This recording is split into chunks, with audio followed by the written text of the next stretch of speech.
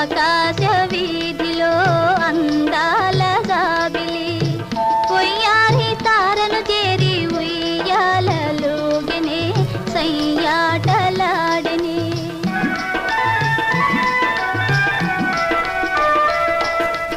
ఆకాశ వీధిలో అందాల జాబిలి ఉయ్యారి తారను చేరి ఉయ్యాలలోగనే సయ్యాటలాడని.